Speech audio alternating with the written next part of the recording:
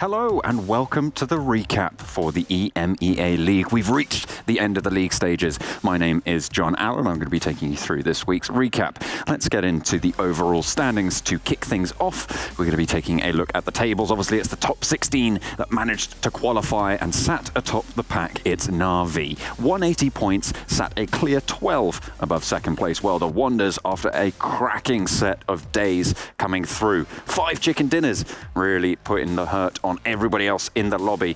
Top 5 includes the likes of Class Game Esports as well, who have had a really successful run coming up over the last 2 or 3 days. Despite not getting a chicken dinner, they still have a really strong spot here. And Nike's just about able to get into that top 5 as well with their final performance in the last game.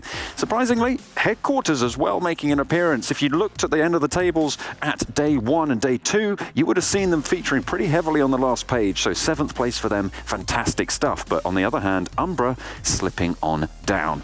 As we head to the next page, we're going to be taking a look at the second set of 8 teams that will be making it forwards to the finals. And it's Fast-Pay Wildcats who win the race to qualify. 16th place is theirs with 88 points, beating out the Marines Force DE by just 4 points. We've also got Kanina Power, Godsent, and Alliance making some really strong pushes to stay in this top 16. We're going to be hoping to see more from them in the coming days when we go into the finals next week.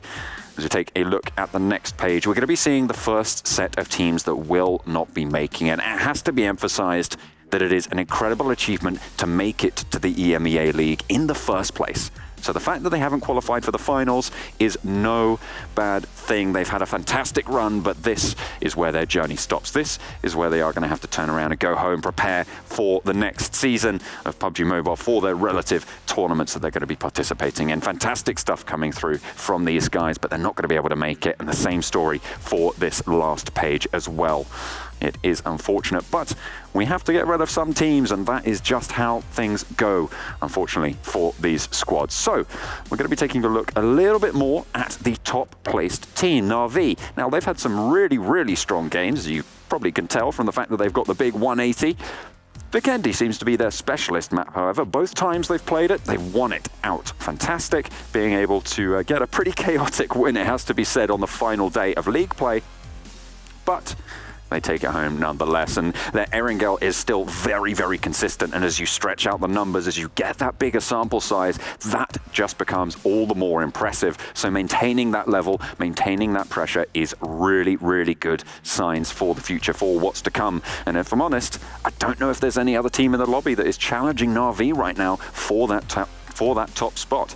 We'll see if they're able to win out and qualify for the Global Championships, because of course the top 3 teams at the end of these league finals are going to be going all the way to the world stage and seeing if they can take on the best of the world indeed. We'll see if they're able to get to the top. But a team that we were looking at and saying they were doing very well towards the start of the tournament, Team Umbra, have slipped off just a little bit. If we take a look at their stats, you can see their difference from week 1 to week 2.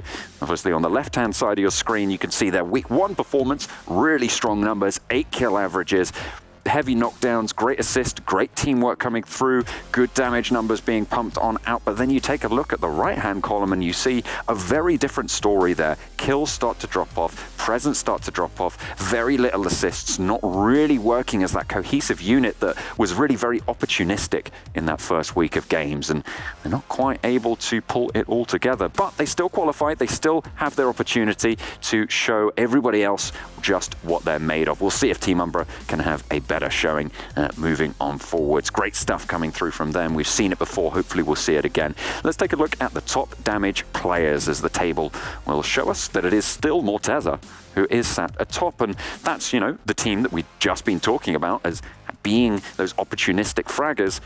Morteza was the guy putting in those numbers as well, and has continued to do so despite the team starting to fall off just that little bit. No surprise here to see 2 entries from both World of Wonders and Na'Vi, the top 2 teams in the tournament. But you've also got Class Game Esports, you've got Godsent as well, with Rolkis making a cheeky little appearance there in number 8, and 1218 as well have their entry. Fantastic stuff coming through from them. Heavy knockouts as well from Morteza, so that just sort of attributes to their assist game that we were talking about as we were comparing those weeks one to the other. So great stuff from all of these players. Those are the names you're going to be looking out for in the finals. That's going to be it for the recap as we are going to be heading into the final stage of the tournament. Make sure you tune in, make sure that you are ready for the action because there's going to be plenty of it. We'll see you there.